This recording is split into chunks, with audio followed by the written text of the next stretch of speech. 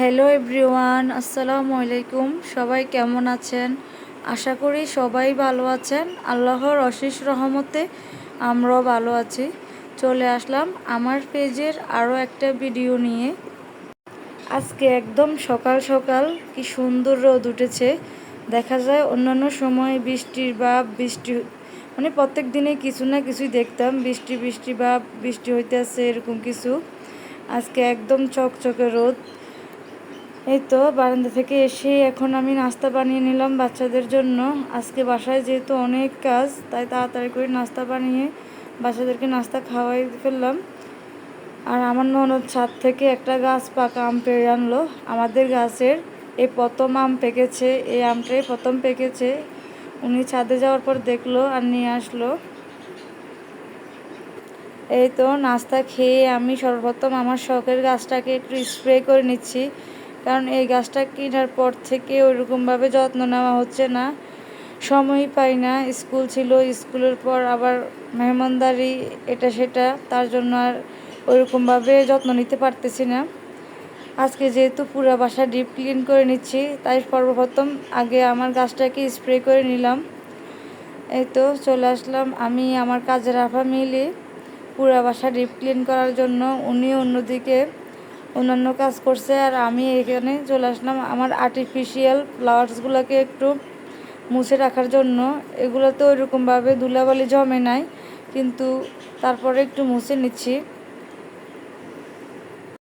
ফার্নিচারগুলো সবসময় আপাই মুছে, তাই ওইরকম কোনো ধুলাবালি নাই। উনি ঘর মোছার আগে সবসময় ফার্নিচারগুলো মুছে নেয়। এই তো আমি এখন ফ্লাওয়ার্সগুলো জাস্ট একটু মুছে নিচ্ছি। ওইগুলো উনি আবার মুছতে পারে না, মুছতে গেলে দেখা যায় বেড়া তেড়া করে ফেলে, তাই আমি মুছে সুন্দর করে আবার গুছিয়ে রেখে দিব। এই তো আমি ভালো করে ধুলাবালিগুলো মুছে নিচ্ছি। এই আর্টিফিশিয়াল ফ্লাওয়ার্সগুলো আমার খুবই পছন্দের। এগুলো কিনছি অনেক দিন হয়ে গেছে, কিন্তু দেখা যায় এখনও অনেক চকচকে, অনেক সুন্দর। এগুলো একটু যত্ন করে রেখে দিলে দেখা যায় এগুলো আগের মতো চকচকে দেখা যায়। আর আমার ছেলে মেয়ের জন্য তো ওরকম যত্ন নিতে পারি না, ওরা কিন্তু এলোমেলো করে দেয়। আমি গুছিয়ে রাখলে ওরা কিছুক্ষণ পরে এলোমেলো করে দেয়। আমার কিন্তু আর্টিফিশিয়াল থেকেও রিয়েল ফুল গাছ অনেক পছন্দ, কিন্তু ছেলে মেয়ের জন্য লাগাইতে পারি না। আমি জানি আমি লাগাবো, কিন্তু আর ওরা শুধু পাতা ফুল এগুলো ছিঁড়ে ফেলে দিবে। ওরা এমনিতে পাতা মানে নিচে যাইলে পাতা টাতা ছিঁড়ে একদম নিয়ে বাসা একাকার করে দেয়। আর সাধারণ আমার এই একটা মানি প্ল্যান্ট, ওটা থেকেও ওরা পাতা ছিঁড়ে ফেলে, তাই আমি এখন কোনো রিয়েল ফুল গাছ লাগাচ্ছি না। তারপরও শখ যেহেতু আছে লাগাবো। এদিকে আমার কাজের আপা ফ্রিজগুলো ক্লিন করে নিল। ফ্রিজ থেকে সব কিছু বের করে সুন্দর করে ফ্রিজ ক্লিন করে নিয়েছে। আমি আবার সব কিছু ধাপে ধাপে রেখে দিলাম। আমরা ডিপ ফ্রিজে সবসময় ফ্রোজেনের জিনিসগুলাই রাখি। আর এই তো ডবল ডোরের ফ্রিজটা উনি ক্লিন করে ফেললো। এই ফ্রিজটা ক্লিন করতে অনেক অসুবিধা, সব কিছু পার্টে পার্টে বের করা, আবার সব কিছু ফিটিং করা। আর ফ্রিজ এখন বেশি কিছু রাখি নাই। আর ডবল ডোরের ফ্রিজের ডিপে আমরা যেহেতু কোরবানির মাংস রাখবো, তাই এই ফ্রিজে এখন কিছু রাখি নাই। এই পাঁচটা মানে ডবল ডোরের এই পাঁচটা থেকে ডিপ থেকে সব কিছু ডিপ ফ্রিজে রেখে দিলাম। এখন এটা খালিয়ে রাখবো। এই তো চলে আসলাম ছাদ বাগানে, কিছু আলু পাতা নিয়ে যাব রান্না করার জন্য। আর এদিকে এসে দেখতেছি আমগুলো একটু লাল লাল ভাব হয়ে আছে, আমগুলো পাকা পাকা অবস্থা, পেকে যাবে। আর আলু পাতাগুলো দেখেন অনেক সুন্দর, একদম কচকচে, কিন্তু সময়ের অভাবে ছাদে আসা হয় না, আলু পাতাগুলো নেওয়া হয় না, খাওয়াও হয় না। তাই ভাবলাম আজকে নিয়ে যাই, আলু পাতা রান্না করব মাছ দিয়ে, তাই কিছু আলু পাতা নিলাম। আর অন্যদিকে আমার শাশুড়ি ছাদের মধ্যে এই যে মশলা পাতি এগুলো রোদ্রে দিল। আমার হাজব্যান্ড আসলো ছাদে, এসে কয়েকটা পেয়ারা পারলো। এই তো এখানে আমার শাশুড়ি সবগুলো মশলা রোদ্রে দিল। আমাদের অলরেডি মশলা রেডি আছে ঘরে। এগুলো আমার শ্বশুর সিলেট থেকে আনছে, জিরা আর দারচিনি এলাচ এগুলো ছিল না, এগুলো আবার আমার হাজব্যান্ড এনেছে। আর এদিকে গুঁড়ি রোদ্রে দিল, চালের গুঁড়ি। ছাদ থেকে এসে রান্না বান্না শেষ করলাম, কারণ আজকে তো পুরো বাসায় ক্লিন করব, তাই তাড়াতাড়ি করে রান্না করে ফেললাম। আলু পাতা দিয়ে রুই মাছ রান্না করলাম, ট্যাংরা মাছের ঝোল রান্না করলাম, এদিকে মাছের ডিম আর মাছ ভুনা করলাম। এই তো রান্নাবান্না শেষ করে আবার কাজে লেগে পড়লাম। ব্যাচিং, ওয়াশিং মেশিন, তারপরে পানির ফিল্টার, এগুলো সব কিছুই ক্লিন করে নিব। দেখা যায় প্রত্যেক দিনে বেসিন ক্লিন করা হয়, যেহেতু সবাই ভাত খাওয়ার পর বেসিংয়ে হাত ধোয়, আর বাচ্চারাও বেসিংয়ে এটা ধোয় সেটা ধোয়, এভাবে বেসিং ময়লা হয়ে যায়। পুরো বেসিং তো আর ক্লিন করা হয় না, নিচের অংশটাই ক্লিন করা হয়। আজকে আমি পুরোটাই ক্লিন করে নিলাম। যখনই আমরা পুরো ঘর ক্লিন করি, তার সাথে বেসিংটাও পুরোটাই ক্লিন করার চেষ্টা করি, যেহেতু দরজার সামনে অনেক ধুলাবালি জমে উপরের অংশটাতে। মানে আমাদের দরজার সামনে হলো বেসিং, এই যে পানির ফিল্টার, তারপরে ওয়াশিং মেশিন, এগুলোর মধ্যে অনেক ধুলাবালি জমে। এগুলা মানে 2-1 দিন পরেই ক্লিন করতে হয়।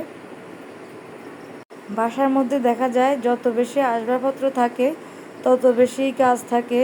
এই আসবাবপত্রগুলোকে আবার দেখে শুনে রাখা, ক্লিন করে রাখা, এটা কিন্তু কম ফেরা না, অনেক ফেরা। 2-1 দিন পর এগুলোর মধ্যে ধুলাবালি জমে, আবার এগুলোকে ক্লিন করে রাখতে হয়। আমি এই যে পানির ফিল্টারটা আগেই ক্লিন করে ফেলছি, তাই আর ভিডিও করতে পারি নাই, যেহেতু ফিল্টারটা একটু উপরে।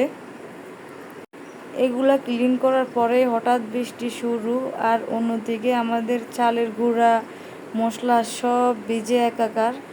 দোতলা থেকে 4তলা ছাদে উঠতে উঠতে সবগুলো ভিজে গেল। হঠাৎ করে বৃষ্টি, দেখা যায় সকালে অনেক রোদ ছিল, কিন্তু হঠাৎ করে বৃষ্টি আসার পর এগুলো ভিজে গেছে। এই যে জিরাগুলা ভিজে গেছে ছাদে উঠতে উঠতে। এগুলো কিন্তু একদম মচমচে শুকেছিল, কিন্তু আমরা তো দেখি নাই বাইরে যে বৃষ্টি হচ্ছে। হঠাৎ করে বৃষ্টি আসছে আর সবগুলো ভিজে গেল। এই তো চলে আসলাম আমার বেডরুমের ফার্নিচারগুলো একটু মুছে নিতে। ফার্নিচার তো উনিই মুছে রাখছে, কিন্তু আয়নাটা আমি ক্লিন করে নিচ্ছি। ওনারা আয়না ক্লিন করলে ওইরকম ফ্রেশ করে ক্লিন করে না, কোনোরকম ক্লিন করে চলে যায়, তাই আমি ভালোভাবে আয়নাটা ক্লিন করে নিচ্ছি। আর আমার এই ড্রেসিং টেবিলের উপরে ঢেলি যে কয়বার আমার মেয়ে উঠে নামে, আর ও সারাক্ষণ মেকআপ করে, সারাক্ষণ। স্কুল তো এখন বন্ধ, সারাক্ষণে এই পাউডার দিবে, মানে মেকআপের আইটেমগুলো বের করে সাজবে নিজে নিজে।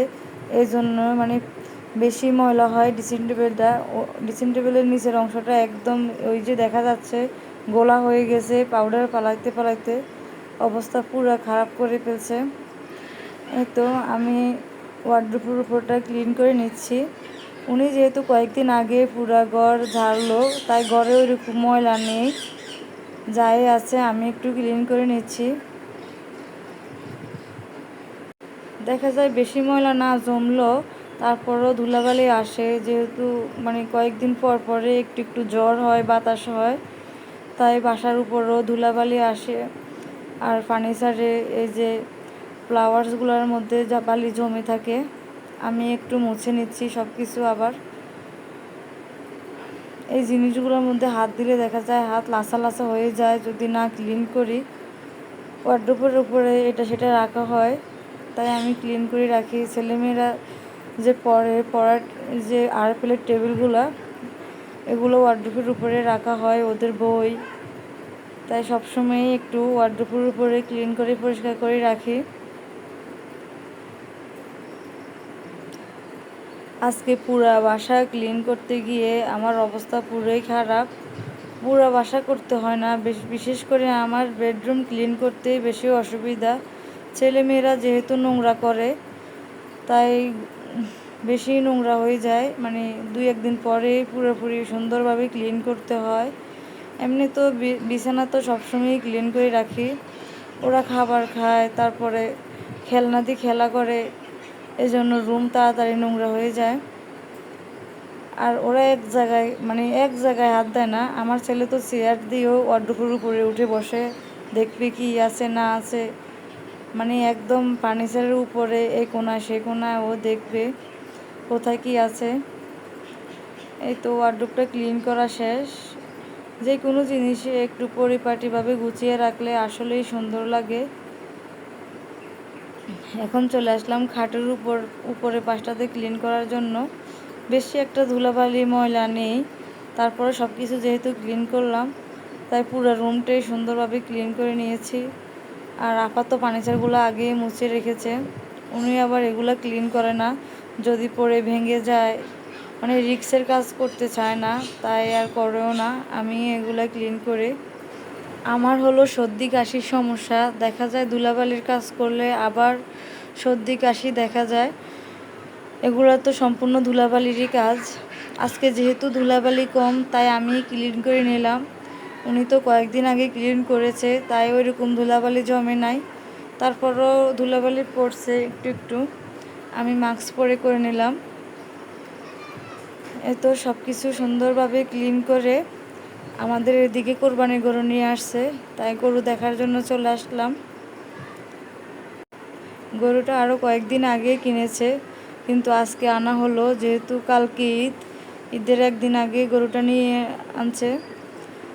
এই তো গরু দেখে আবার চলে আসলাম সবাই মিলে মুড়ি মাখা খাওয়ার জন্য। এখানে আমি চানাচুর, সরষা, টমেটো, কাঁচামরিচ, ধনিয়া পাতা দিয়ে মুড়িটা মেখে নিলাম। আর আজকের ভিডিওটা এই পর্যন্তই। সবাই ভালো থাকবেন। আল্লাহ হাফেজ। সবাইকে অগ্রিম ঈদ মুবারক।